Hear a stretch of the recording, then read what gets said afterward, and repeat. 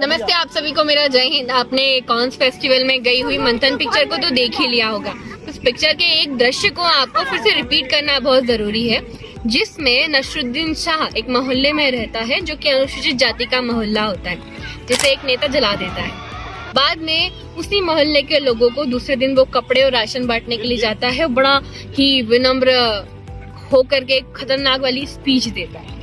तब नसरुद्दीन शाह लोगों को समझाता है और बहुत सारे लोग बहक भी जाते हैं। उसी दृश्य में एक और दृश्य आता है, जो गांव का डेयरी चलाने वाला व्यक्ति होता है, वो गांव से डॉक्टर को निकालने के लिए और सोसाइटी के व्यक्ति को निकालने के लिए दूर शहर जाकर के कंप्लेन करता है और उसका तबादला कर देता है। तीसरा दृश्य आता है जिसमें स्मिता पाटिल एक महिला के रूप में होती है और डॉक्टर जब उनसे मिलने के लिए जाता है तो हम उस दृश्य में क्या देखते हैं कि उसका पति सामने खड़े होकर बोलता है कि वो नहीं है, मतलब उस समय महिला को गिना नहीं जाता है।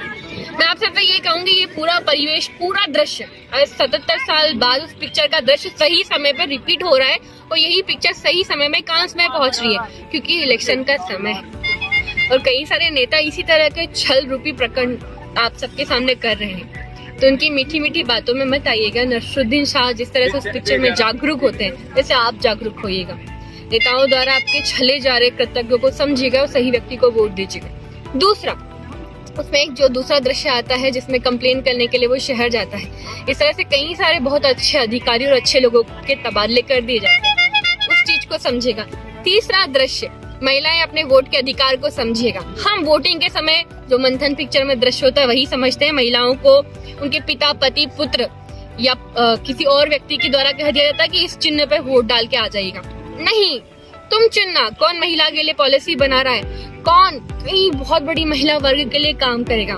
ये मतदान तुम्हारे लिए बहुत बहुत महत्वपूर्ण है और ये सही समय पर आई पिक्चर तुम्हारे लिए बहुत महत्वपूर्ण है। तो कांस फेस्टिवल में गई, पहले तो मंथन पिक्चर की पूरी टीम को बहुत बहुत बधाई।